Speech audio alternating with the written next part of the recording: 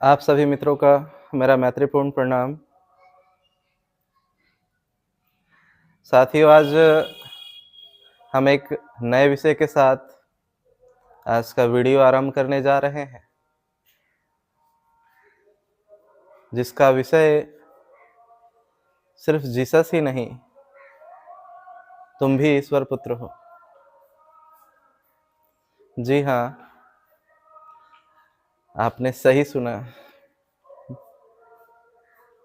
क्योंकि सिर्फ जीसस ही नहीं, धरती पे जितने भी जीव जंतु हैं, पेड़ पौधे हैं, पत्थर, वे सभी ईश्वर के पुत्र हैं। क्योंकि कुछ समुदाय के द्वारा ये बातें कही जाती है कि उसका कोई भी साझेदार नहीं हो सकता, ना बेटा, ना पुत्र, ना पति। लेकिन ये उनकी अपनी एक कुंठित सोच और संकुचित सोच की मानसिकता के कारण ऐसा कह पाते हैं, क्योंकि उन्हें अध्यात्म का पता नहीं, उन्हें ध्यान का स्वाद नहीं लगा। इसीलिए लोगों का ये विरोध रहता है कि कोई ईश्वर पुत्र कैसे हो सकता है। हो सकता है, और सभी लोग ईश्वर के पुत्र हैं। ये सृष्टि, क्योंकि वो ईश्वर जिसे जीसस ईश्वर कह रहे हैं, उसी को कोई प्रकृति कहता है, उसी को कोई परमात्मा कहता है, उसी को कोई भगवान कहता है, उसी को कोई अल्लाह कहता है। उसी शक्ति को ही अलग अलग नामों से अलग अलग समय में हुए बुद्ध पुरुषों ने अलग अलग शब्दों का उपयोग किया है। इसलिए चूंकि आज इंटरनेट की दुनिया है और हम अंतर्राष्ट्रीय तौर पे एक दूसरे से जुड़ गए हैं, तो हमें लगता है कि नहीं नहीं, वो हमारी तो हम तो भगवान को मानते हैं, वो ईश्वर को मानते हैं, कहीं वो दूसरा तो नहीं है।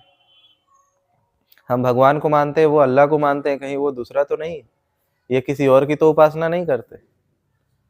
लेकिन चूंकि मैंने सारे धर्म ग्रंथों की स्टडी की और हमने साथ में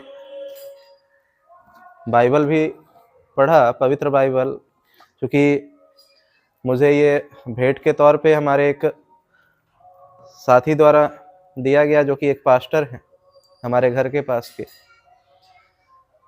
तो भेंट स्वरूप उन्होंने ये बाइबल मुझे पढ़ने के लिए दिया, और उनका मैं बहुत बहुत अनुग्रहित हूँ कि ऐसी किताबें मुझे मिली और मैंने धर्म को अच्छे से समझ पाया। क्योंकि पहले मुझे ऐसा लगता था कि सारे धर्म अलग अलग हैं, वो सभी अलग अलग है। चूंकि कोई ईश्वर की बातें करता, कोई भगवान की बातें करता, कोई अल्लाह की बातें करता, कोई गॉड बोलता। यहाँ तक तो चीजें फिर भी समझ में आ रही थी। लेकिन जब मैंने संतों को पढ़ना शुरू किया, संतों को समझना शुरू किया, मीरा को पढ़ा, मीरा को समझा, जब मैंने सूफियों को पढ़ना शुरू किया, समझना शुरू किया, और चूंकि जब मैं आध्यात्मिक जीवन स्वयं जीना शुरू कर दिया, तो समझ में आया कि उसी परम शक्ति जो ईश्वर है, जो प्रकृति है, जिस शक्ति से ये सृष्टि बनी हुई है, ये ब्रह्मांड बना हुआ है, जो कि तीन चीजों के मेल से मुख्यतः बताई जाती है, जिसे वेद और पुराणों में ब्रह्मा विष्णु महेश के नाम से जाना जाता है। एक सृजन करने वाला, एक विनाश करने वाला, और एक उसे संभालने वाला। जो ब्रह्मा है वो सृजन करता है, जो महेश है वो विनाश करता है, और जो विष्णु है वो संभालने वाला है। जिस तरीके से इलेक्ट्रॉन माइनस विनाश का साइन है, प्रोटॉन प्लस सृजन का साइन है, और न्यूट्रॉन जो कि न्यूट्रल रहता है, जो दोनों इलेक्ट्रॉन और प्रोटॉन दोनों ही उसमें बैलेंस के तौर पे रहती है। तो उसी तरीके से ये जो सृष्टि बनी हुई है, इसको मैंने जब आध्यात्मिक जीवन में आया तो समझ में आया कि इसे अलग अलग नामों से भी पुकारा जाता है। चूंकि हम तो किसी भी चीज़ों को मोटा मोटी पकड़ते हैं, ठोस रूपी पकड़ते हैं, क्योंकि जब हमने संतों को देखा नहीं है, संत आज के समय में दिखते नहीं है समाज में उनकी, और चूंकि आज ध्यानियों की संख्या बहुत कम हो चुकी है, आध्यात्मिकता समाज में बहुत कम हो चुकी है, इसलिए इन शब्दों का उपयोग होते हुए भी आप कम सुनते होंगे, जैसे प्रेयसी शब्द और प्रेमिका शब्द। क्योंकि उस समय के संतों को आपने गाना गाते हुए देखा होगा, शायरी करते हुए देखा होगा। सूफी तो नृत्य करते हैं, कुछ संप्रदायों में नृत्य करना बैन है, लेकिन सूफी तो नृत्य करके ही पहुंचते हैं। मीरा तो नृत्य करते हुए ही वहां पहुंची। तो कोई उसे अपना प्रेमी मानता है, कोई उसे अपना प्रेयसी मानता है, कोई उसे अपना पिता के समान मानता है, कोई उसे अपना दोस्त के समान मानता है, क्योंकि वो एक्स है। एक्स जैसे मैथ में हम समझते हैं ना, मान लो एक्स का मान ये है, उसी तरीके से ये जो ईश्वर है ये एक्स है। इसको हम सीमित नहीं रख सकते हैं, इसको अपनी सीमा में नहीं बांध सकते। ये असीम है, ये शक्तियां असीम है, ये ब्रह्मांड असीम है, ये स्पेस असीम है। और ऐसा नहीं है कि ये संतों की भाषा में या आध्यात्मिक भाषा में ही है, वैज्ञानिक भाषा में भी ये चीजें असीम ही हैं।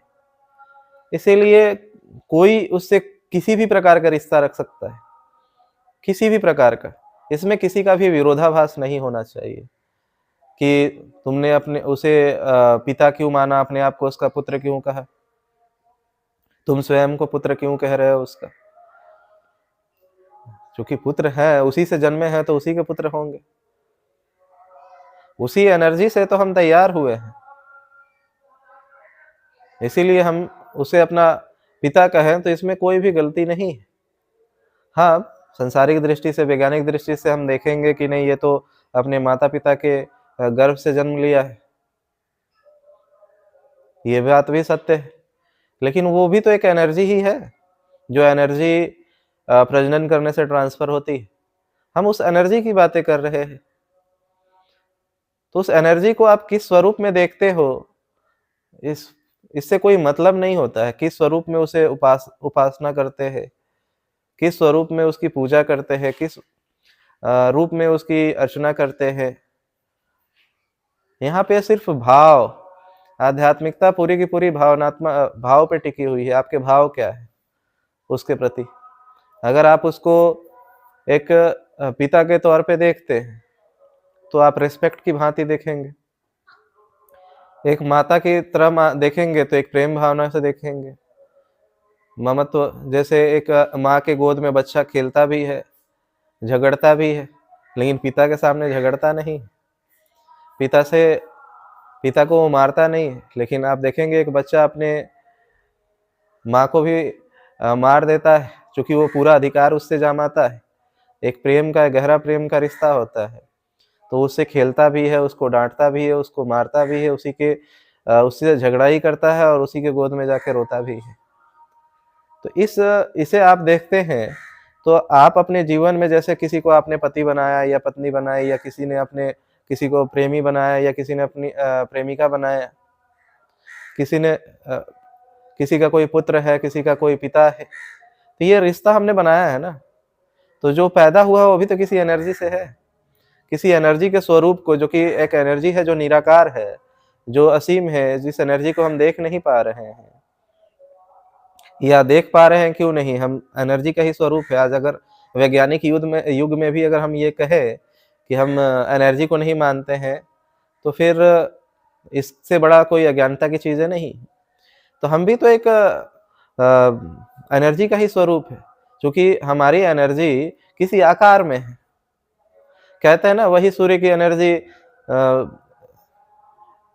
पत्ते में जाकर हरी हो जाती है, वही सूर्य की एनर्जी संतरे में जाकर के नारंगी हो जाती है, वही सूर्य की एनर्जी किसी फूल में जाकर के गुलाबी रंग ले लेता है, नीला ले लेता है। तो ये बहुरंगीय है। उसी एनर्जी से तो आपके पिता है, वही एनर्जी से तो आपके बेटा जन्मा है, उसी एनर्जी से आपकी बेटी जन्मी है, उसी एनर्जी से तो आपकी प्रेयसी, प्रेमिका और प्रेमी जन्मे हैं, आपके पति और पत्नी जन्मे हैं, उसी एनर्जी का स्वरूप है। तो लेकिन आप आकार को मानते हो रिश्ता के तौर पे। अगर आप आकार को रिश्ते के तौर पे मानते हो तो निराकार को मानने में क्या दिक्कत है। चलो आप नहीं मानते, जो मानते हैं उनसे आपको क्या दिक्कत है? उसी एनर्जी का स्वरूप से तो वो, चाहे वो पिता हो, पुत्र हो, पति हो, पत्नी हो, माँ बाप हो, हर कोई तो उसी एनर्जी से पैदा हुए हैं। तो जब उस एनर्जी से पैदा हुए हैं और आप कहते हो कि हम वैज्ञानिक है या फिर प्रकृति को मानने वाले हैं, तो प्रकृति तो किसी को माँ बाप बना करके तो भेजती नहीं।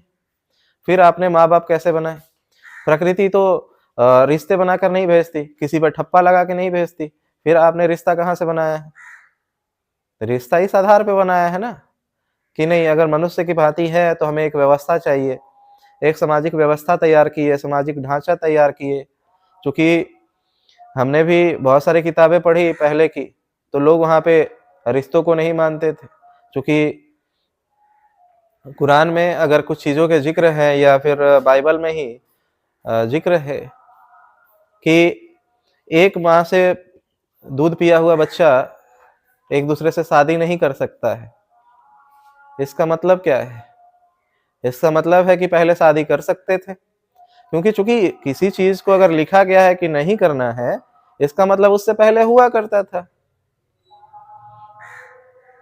आज अगर कानून में लिखा हुआ है कि चोरी करना गलत है, क्योंकि चोरी होती है तब ना लिखा गया है कि चोरी करना गलत है। उसी प्रकार से अगर कहीं किताबों में ये बातें लिखी गई है कि एक माँ के स्तन से पिया हुआ दूध, अगर लड़का भी और लड़की भी उसी माँ का दूध पिए हुए हैं, तो वे एक दूसरे से शादी नहीं कर सकते हैं। इसका मतलब यह है कि पहले एक माँ का दूध पिया हुआ लड़का और लड़की एक दूसरे से शादी कर सकते थे। लेकिन सभ्यताएं जैसे जैसे, व्यवस्था जैसे जैसे बनती गई और विकसित होती चली गई, तो हमने डिसाइड किया कि नहीं, एक माँ से जो बच्चे पैदा होते हैं वो एक दूसरे में शादी नहीं कर सकते हैं। उसके बाद ये चीजें आई है कि नहीं, हम एक गांव में शादी नहीं कर सकते। फिर आया कि एक कबीले में शादी नहीं कर सकते। तो हम थोड़ा सा गैपिंग करके रिश्ते बनाने लगे, गैपिंग करके हम शादियां करने लगे। और जितना दूर जाकर हम शादी करते उतना हाइब्रिड बच्चा पैदा होता है और उतना स्वस्थ बच्चा पैदा होता है। ऐसा विज्ञान आज मानना शुरू कर चुका है। तो ये विकसित हुआ है। तो प्रकृति का नियम के अनुसार अगर हम देखने जाएंगे तो प्रकृति ने तो रिश्ते बनाए ही नहीं है, लेकिन फिर भी हम तो उस चीजों को करते हैं। प्रकृति ने तो हमें कपड़ा पहना करके भेजा ही नहीं है, लेकिन फिर भी हम कपड़ा पहनते हैं। बहुत सारी ऐसी चीजें हैं जो प्रकृति हमें नहीं देती है, उसके बावजूद भी हम ये चीजें कर रहे हैं। तो इसीलिए ये चीजें कहना कि क्यों बोलोगे तुम अपने आप को ईश्वर के पुत्र, क्यों कहोगे ईश्वर के साझीदार, क्यों कहोगे उस ईश्वर को क्यों उसकी मूर्ति बनाओगे, क्यों ईश्वर की मूर्ति बना करके तुम पूजोगे, ये सारी चीजें निराधार है और सिर्फ बकवास है। इसका कोई आधार नहीं है। वो उसे किसी भी तौर पे माने, वो उसे पुत्र के तौर पे देखे, पिता के तौर पे देखे, या फिर प्रेमिका के तौर पे देखे, या प्रेमी के तौर पे देखे, उससे आपका कोई भी दिक्कत नहीं होना चाहिए। कोई भी किसी भी स्वरूप में उस एनर्जी की पूजा कर सकता है। तो मैंने जो कहा कि आप भी ईश्वर के पुत्र हो, सिर्फ जीसस ही नहीं, आप भी ईश्वर के पुत्र हो। ऐसा मैंने इसलिए कहा क्योंकि हम जिस चीज से बने हैं, क्योंकि अगर हम ईश्वर के पुत्र ही हैं तो फिर हम में और जीसस में क्या अंतर है? हम में और जीसस में बहुत बुनियादी फर्क है। ऊपर से तो शारीरिक ढांचे के तौर पे तो हम में कोई भी अंतर नहीं है, लेकिन आंतरिक तौर पे हमारे अंदर जमीन और आसमान का अंतर है। एक बूंद और एक सागर में जितना अंतर होता है उतना ज्यादा अंतर है। एक चींटी और एक हाथी में जितना अंतर होता है उससे भी कई गुना ज्यादा अंतर होता है। तो इसीलिए चूंकि वो अंतर क्या है? वो अंतर है कि जो चीजें हमारे अंदर में हमें बनाई गई है, वो प्लस माइनस और न्यूट्रल, तीन शक्तियां जो मैंने कहा, न्यूट्रॉन, इलेक्ट्रॉन और प्रोटॉन, इन तीन शक्तियों से बनाई हुई। और चूंकि हम प्लस में रहेंगे तो माइनस भी होगा ऑटोमेटिक। जो चीजें प्लस होती है वो एट अ टाइम जिस समय वो प्लस हो रही होती है उसी समय वो माइनस हो रही होती। इसी को जीवन चक्र हमने कहा है। और बुद्ध ने इन्हीं चीजों को समझाया है कि मेरा धम्म एक रथ के पहिए के समान है, जो एक कील की भांति स्थिर रहता है और जीवन चक्र, जीवन और मृत्यु चक्र की भांति इस कील पे घूमते रहता है। लेकिन जिस दिन कोई व्यक्ति इच्छाओं से मुक्त हो जाता है, सारी इच्छाएं जब समाप्त हो जाती है, क्योंकि हमारी इच्छाएं ही हमें रीबर्थ करती है, हमारा पुनर्जन्म होता है। हमारी इच्छाएं ही हमें बार बार जन्म दिलवाती है। अगर हमारा इच्छा खत्म हो जाए, क्योंकि हमारे अंदर में कुछ चीजें नेगेटिविटी के तौर पे दी हुई रहती है, जिसके वजह से हम तीनों चीजें हमारे समान है। लोग अगर कहते हैं कि अगर ईश्वर इतना ही ताकतवर है तो तुम्हें फिर ऐसा किया ही क्यों? कोई व्यक्ति बैठा हुआ नहीं है कि जो आपको बना रहा है। मैंने क्या कहा कि 3 शक्तियां ऑलरेडी एग्जिस्ट करती हैं। शक्तियां एक है, लेकिन उसके स्वरूप 3 प्रकार के हैं, जो कि तीनों चीजें हमारे अंदर देती है। क्रोध, गुस्सा गलत नहीं, लेकिन क्रोध करना और क्रोध का आना दोनों अलग अलग चीजें होती है। हम जब हमारे अंदर जो चीजें हैं, काम, क्रोध, लोभ, मोह, ईर्ष्या, अहंकार और काम वासना, ये सारी चीजें हमें एज अ टूल दी हुई है, एक टूल की भांति दी हुई है। उसका यूज करना है, ना कि हम ही वो हो जाए। हमें उसे अपने से अलग देखने की कोशिश करनी है कि वो हमसे अलग है। क्योंकि बुद्ध से किसी ने सवाल भी किया था कि अगर हम क्रोधित ना हो, अगर हम ध्यान साधना करें और ध्यान साधना से हमें क्रोध आना ही बंद हो जाए, तो फिर हम किसी को अपने बच्चों को कैसे समझाएंगे जब वो गलतियां करेंगे, तो क्या हम क्रोध ना करें? तो बुद्ध ने कहा कि क्रोध क्यों नहीं करे, क्रोध तो करना ही पड़ेगा। आपको क्रोध तो करना ही पड़ेगा, क्योंकि बच्चों को समझाना है। वो गलतियां कर रहा है तो बिना डांटे वो नहीं सुनेगा। लेकिन डांटते समय भूल नहीं जाओ कि आप डांटने वाले, क्योंकि हम भूल जाते हैं और हम इतना ज्यादा क्रोधित हो जाते हैं कि सब कुछ वहां पे हम होश में नहीं होते। बुद्ध कहते हैं कि डांटो भी तो होश में डांटो। मतलब क्रोध आपको आ नहीं रहा हो, आप क्रोधित नहीं हो, लेकिन क्रोध करने की एक्टिंग करके उस बच्चे को सुधारो। ऐसा नहीं है कि जो बुद्धत्व प्राप्त हो जाता है वो बच्चे पैदा नहीं कर सकता, नपुंसक हो जाता है। नहीं, काम वासना उसके ऊपर हावी नहीं होती है। जिस तरीके से किसी व्यक्ति पे काम वासना हावी होती है, उस पे काम वासना हावी नहीं होती है। वो चाहे तो काम वासना में उतर सकता है। इसीलिए हम देखते हैं कि ऋषि मुनियों के बच्चे भी हुआ करते थे। कबीर के हुए, रविदास के हुए, तो नानक के हुए। वो एक टूल है, हम उसी में लिप्त ना हो जाए। हम देखें होश में कि वो अलग है और हम अलग है। तो जब ये सारी चीजें, चूंकि हमारे अंदर नेगेटिविटी भी दी हुई रहती है, पॉजिटिविटी भी है और न्यूट्रल भी है। क्योंकि पॉजिटिव और नेगेटिव दोनों एक दूसरे के समानांतर कहे तो एक सिक्के के दो पहलू है। अगर आप पॉजिटिव करने जाओगे तो ऑटोमेटिक नेगेटिव होगा ही। अगर आप जन्म लिए हो तो आप मरोगे ही, तय है। आपकी उत्पत्ति हुई है तो आपका विनाश होगा, तय है।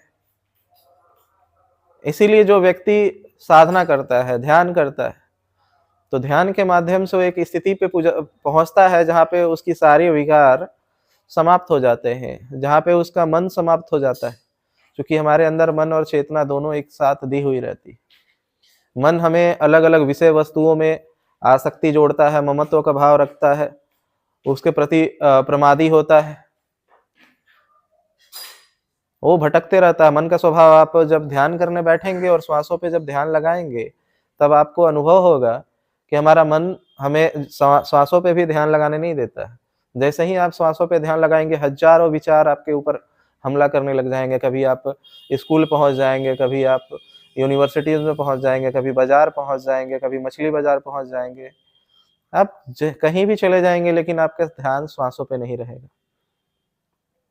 तो ये तीनों शक्तियां हमारे अंदर बैलेंस करने के लिए होती है। क्योंकि अगर हम गाड़ी में ही देखें कि अगर गाड़ी में ब्रेक ना हो, कुछ लोग कहते हैं कि फिर अगर परमात्मा और ईश्वर इतनी शक्तिशाली है तो उसने नेगेटिविटी क्यों दी? क्यों दी? आप अपने गाड़ी में ब्रेक निकाल कर चलाओ, समझ में आ जाएगा क्यों दी। क्योंकि गाड़ी में ब्रेक का होना भी उतना ही महत्वपूर्ण है जितना कि उसमें एक्सीलरेटर का होना है, और उतना ही महत्वपूर्ण है ड्राइवर का होना। तीनों में से कोई भी मिसिंग होगा तो गाड़ियां नहीं चलेंगी। क्योंकि आज हाईटेक का जमाना आ गया है, लोग कहेंगे कि आज गाड़ियां बिना ड्राइवर के बैठे हुए हो जाती है। क्योंकि उस गाड़ी में ड्राइवर नहीं बैठा है, ये बात तो सत्य है। जो आज के रिमोट कंट्रोल गाड़ियां आ गई हैं आधुनिक युग में, आप कहेंगे उसमें तो ड्राइवर नहीं बैठा है, फिर चल कैसे रहा है? ड्राइवर फिजिकल तौर पे उसमें नहीं दिख रहा है बैठा हुआ, लेकिन वो वहां पे मैकेनिकल तौर पे, एक इंजीनियरिंग के तौर पे, एक सॉफ्टवेयर के तौर पे जरूर मौजूद है। कहीं ना कहीं से वो चीजें कंट्रोल की जा रही हैं। वो भले उस गाड़ी में नहीं बैठा हो, लेकिन कहीं ना कहीं से वो कंट्रोल हो रही है। विदाउट कंट्रोल वो चीजें नहीं चल रही। तो उसमें ब्रेक किस लिए है कि हमें रास्ते पे चलते हुए ब्रेक की भी जरूरत पड़ती है, खाली रास्तों में एक्सीलेटर की भी जरूरत पड़ती है, और उन दोनों को हैंडल करने के लिए ड्राइवर की भी जरूरत पड़ती है। तो इसीलिए तीनों चीजों की जरूरत है। आप जैसे ही किसी गलत चीजों पे जाते हो, आपको नुकसान होता है। ट्रैक से जैसे भटकते हो आपको नुकसान होता है। नुकसान होता है, आप कहते हो कि हमें चोट क्यों लगा। आप प्रकृति के नियम को जैसे ही तोड़ते हैं आपको दर्द होता है। आप स्पीड बाइक चलाएं, उसको इस लेवल पे झुका दे, तो 2 चक्के पे गाड़ी चल नहीं सकती ऐसे छोड़ दिया जाए तो। वो एक स्पीड पे एक बैलेंस बनाया जाता है, इस प्रकृति के नियम में बैलेंस बनाया जाता है, वहां पे वो चलती है। नहीं तो 2 चक्के की गाड़ी को सीधा खड़ा कर दिया जाए तो वो गिर जाएगा। लेकिन इसके बावजूद भी कोई व्यक्ति गाड़ी को बहुत ज्यादा डाउन अप करे और वो गिर जाए, चोट लग जाए, तो वो कहे कि परमात्मा ने या ईश्वर ने, भगवान ने मुझे क्यों गिरा दिया, दुख क्यों दिया। दुख उसने नहीं दिया, आपने प्रकृति के नियम का उल्लंघन किया, इसके वजह से आपको दुख मिला है। तो इसीलिए तीनों शक्तियां हमारे अंदर निहित होती हैं। तो जब हम प्लस की भी इच्छा नहीं करते तो उस समय हमारे अंदर माइनस की भी नहीं होती। क्योंकि हम किसी चीज के लिए लालची बनेंगे तो ही तो हमें दुख मिलेगा ना। हम चाहेंगे तो ही तो दुख मिलेगा। बुद्ध कहते हैं कि हमारे दुख सुख और दुख का कारण हम स्वयं हैं। हम किसी के यहाँ गए और हमने दिमाग में सोच लिया कि हमें ये खाना पसंद है। हमने दिमाग में सोच लिया कि पार्टी में जा रहे तो हमें ये खाना मिलेगा, और वहां पे गए और वो खाना खत्म हो चुका है। आपके पार्टी में पहुंचने तक वो खाना खत्म हो गया, आप दुखी हो गए। दुखी क्यों हुए आप? क्योंकि आपने अपेक्षा रख रखी थी, इच्छा रख रखी थी कि मुझे उस पार्टी में जाकर के ये खाना मिलेगा। नहीं मिला तो आप दुखी हो गए। अगर इच्छा नहीं रखते तो क्या दुख मिलता? नहीं मिलता। तो ये इच्छा, अपेक्षाएं, आशाएं ही, अहंकार हमें बहुत दुख देती है। तो जब हम प्लस में जाने की नहीं सोचेंगे तो हम माइनस में भी नहीं जाएंगे। और ये चीजें ध्यान के माध्यम से ही साधनी पड़ती है। जैसे जैसे हम इसे साधते जाते हैं, एक समय ऐसा आता है कि हम न्यूट्रल में, अगर समय की बात करें तो ना हम प्रेजेंट में होते और ना हम पास्ट में, ना हम फ्यूचर में होते और ना पास्ट में होते हैं। जब हम प्रेजेंट में स्थिर हो जाते हैं, ना हम प्रोटॉन की तरफ जाते हैं, ना प्रोटॉन की तरफ नहीं जाते, इसीलिए हम इलेक्ट्रॉन की तरफ भी नहीं जाते, न्यूट्रॉन में स्थापित हो जाते हैं।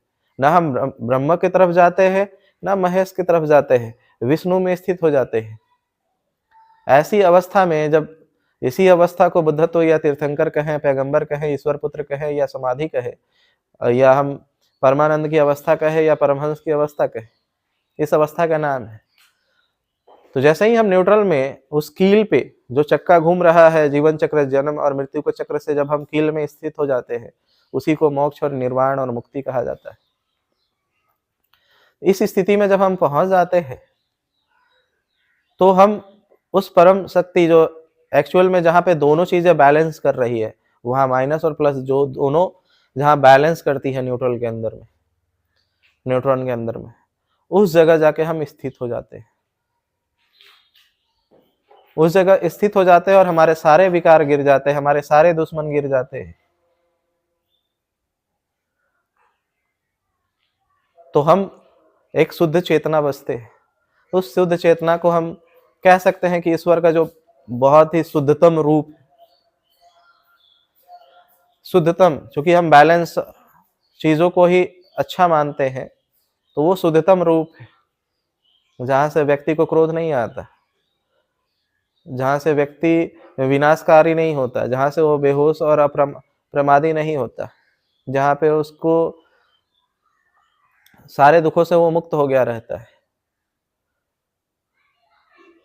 तब जाकर के वो ईश्वर का पुत्र हो पाता है।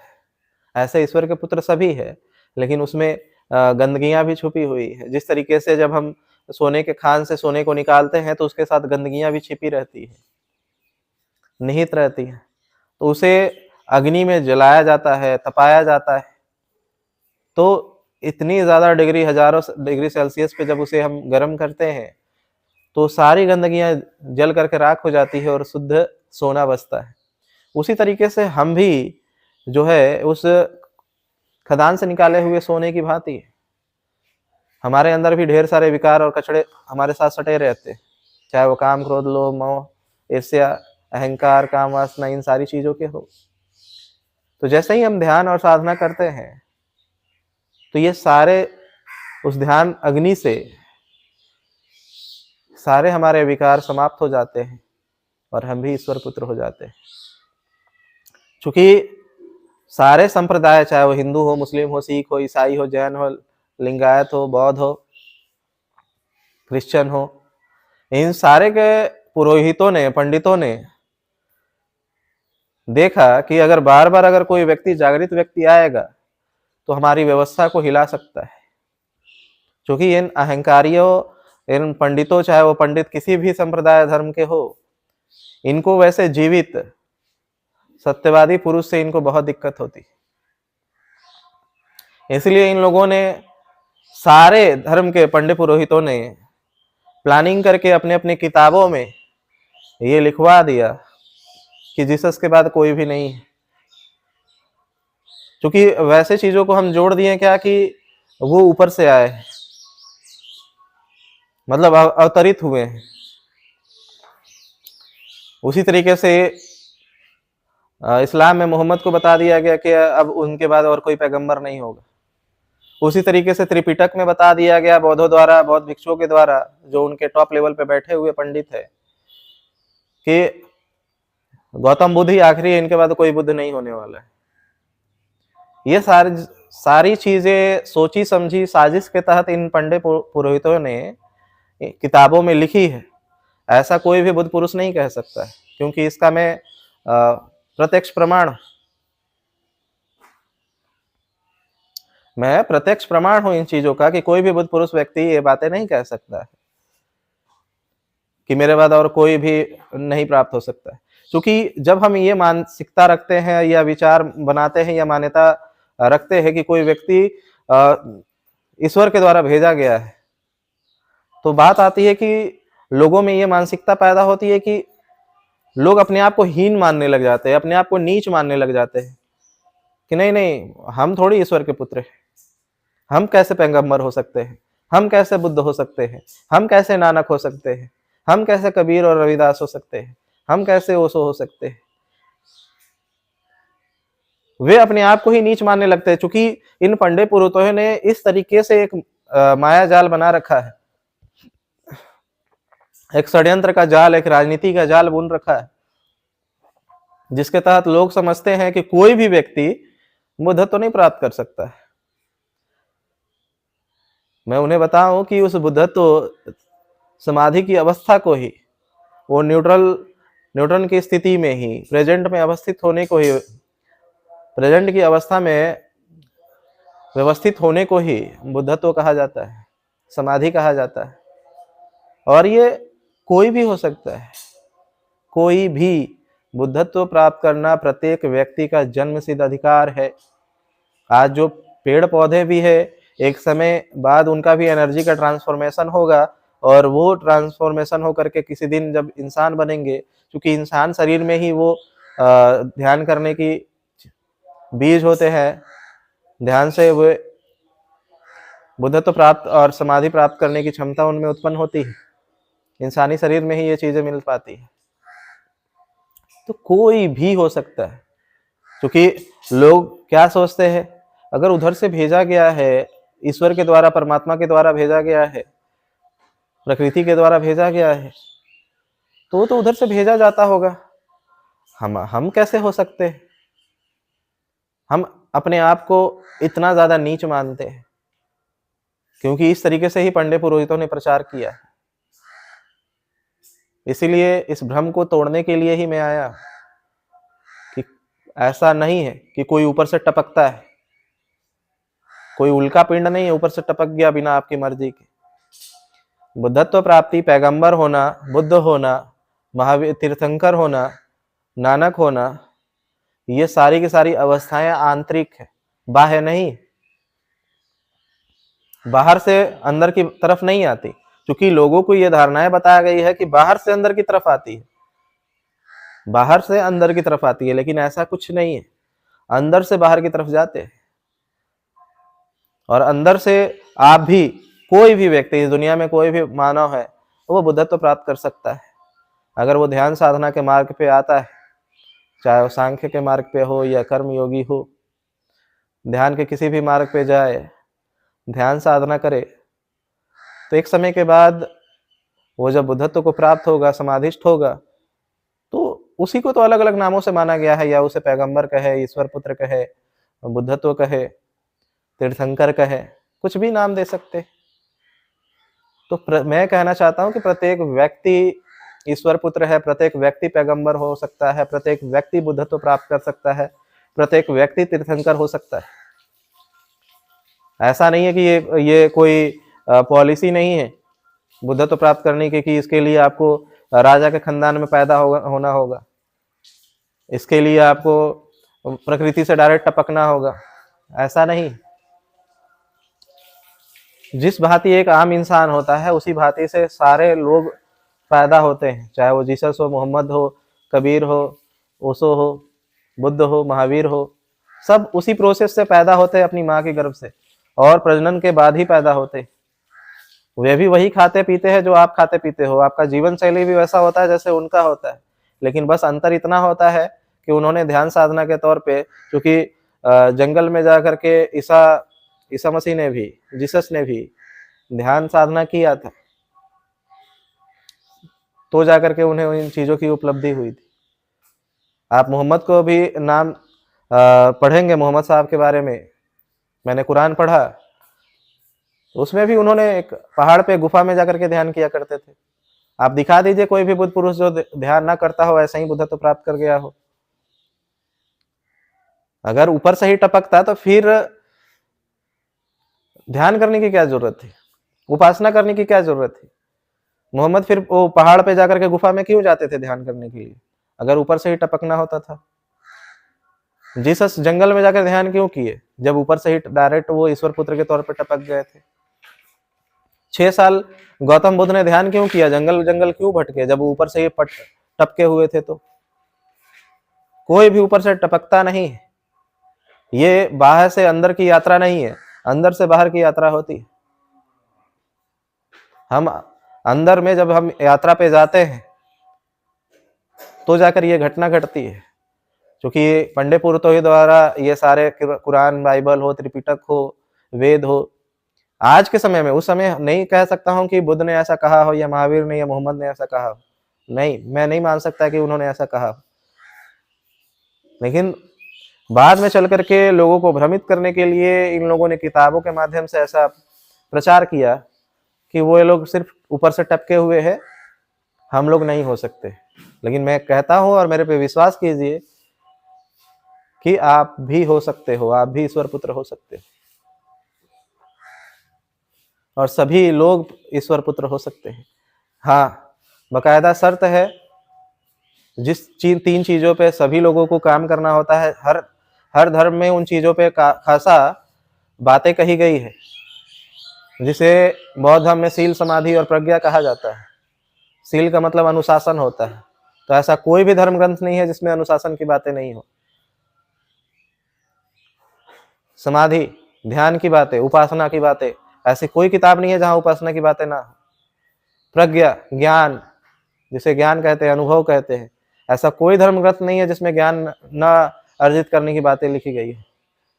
सील, समाधि और प्रज्ञा के बिना कोई भी व्यक्ति बुद्धत्व प्राप्त नहीं कर सकता है। तो आप जिस इस रास्ते पे चलेंगे, सील, समाधि और प्रज्ञा में प्रतिष्ठित होंगे, तो आप भी बुद्धत्व प्राप्त कर सकते हैं, तीर्थंकर हो सकते हैं, पैगंबर हो सकते हैं, ईश्वर पुत्र हो सकते हैं, आप भी प्राप्ति कर सकते हैं। और चूंकि लोगों ने इन धार्मिक किताबों को एक अलग नजरिए से देखा, इसीलिए ये सारे कन्फ्यूज़न हुए और कुछ चीज़ें मिलावट की गई हैं किताबों में, इस वजह से लोगों को कन्फ्यूज़न हुई। और इन्हीं बातों को क्लियर करने के लिए मैं आज आया, क्योंकि मैं सारे बुद्ध पुरुषों से बहुत प्रेम करता हूँ और मैं नहीं चाहता कि इनके बारे में कोई भी गलत जानकारी लोगों तक पहुँचे। मैं नहीं चाहता कि कोई भी गलत जानकारी लोगों तक पहुँचे। इसलिए आप भी ध्यान मार्ग को चुने और ये भ्रम जो पूरी दुनिया में फैलाया गया है इससे निकले, ध्यान साधना का प्रयोग करें और आप भी उस बुद्धत्व को प्राप्त करें, ईश्वर पुत्र बने, पैगंबर होए और अपने दुखों से मुक्त हो। और जाते जाते एक बात कहूँगा जो कि जीसस ने बाइबल में कहा है। अपने आखिरी समय में, आखिरी रात को उन्होंने एक बात कही थी अपने शिष्य से। उन्होंने कहा था कि मेरे जाने के बाद मेरे भेड़ों को चराना, मेरे भेड़ों के चरवाहे बनना।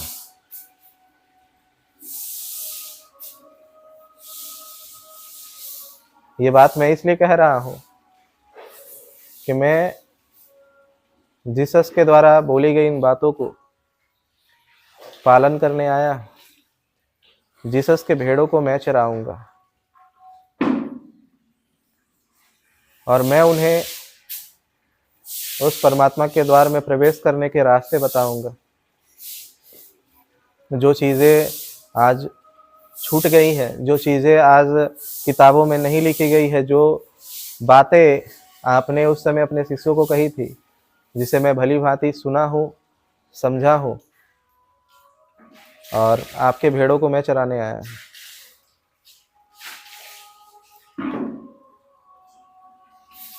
और उनके बचे हुए जो चीज़ें थी, उनकी बची हुई जो देशनाएं थी, उनकी कही गई जो बातें थी जो आज तक लोगों को समझ में नहीं आई है, क्योंकि मुझे कई बार ऐसे सवाल आए हैं कि बाइबल में ऐसी ऐसी बातें लिखी गई हैं जो हमें समझ से परे है। और चूंकि जब कोई लोग उसे समझने की कोशिश करता है तो बुद्धि के तल पे समझने की कोशिश करता है, और आध्यात्मिक किताबें बुद्धि के तल पे समझी नहीं जा सकती हैं, वो आध्यात्मिक भाषाएं हैं। जैसे उसी में एक लाइन कहा गया है, जो खोएगा वो पाएगा, जो पकड़ेगा वो खोएगा। जिसके पास कुछ नहीं है उसे और दिया जाएगा, जिसके पास है उससे जो है उससे वो भी छीन लिया जाएगा। इन बातों को आप कैसे समझेंगे? ये कोई कहावतें नहीं है। जिसके पास नहीं है, क्या नहीं है? जिसके पास काम, क्रोध, लोभ, मोह, अहंकार नहीं है, ईर्ष्या, द्वेष नहीं है, उसे सब कुछ दिया जाएगा। ये अस्तित्व और प्रकृति उसके लिए सब कुछ न्योछावर कर देगी। उससे सारी खुशियां मिलेंगी जिसका वो हकदार है। और जिसके पास है, जिसके पास काम, क्रोध, लोभ, मोह, ईर्ष्या, द्वेष, राग है, काम वासना है, उसके पास जो है भी, जो संपत्ति है भी, अगर काम वासना वाला व्यक्ति या मादक पदार्थ का सेवन करने वाला व्यक्ति के अगर उसके पास कुछ चीजें हैं, वो तो अपने आप छीनते चले जाएंगे, वो अपना ही क्षय करते चला जाएगा। तो जो उसके पास है वो भी उससे छीन लिया जाएगा। तो जीसस की बातों को समझना इतना आसान नहीं है। वो आध्यात्मिक भाषा में उन्होंने जो बातें कही है, मैं उन्हें आप सभी को समझाऊंगा। और जीसस ने जो बातें कही है कि मेरे भेड़ों को चराना, तो मैं उनके भेड़ों को चराने के लिए आया हूँ। आप लोगों ने मेरी बातों को ध्यान से सुना, इसके लिए मैं आपका बहुत बहुत अनुग्रहित हूँ। आप मेरे भेड़ बने या मैं आपके पास आऊँ आपको चराने के लिए, इंतज़ार कीजिए। बहुत जल्द हमारा आपसे मुलाकात होगा। धन्यवाद।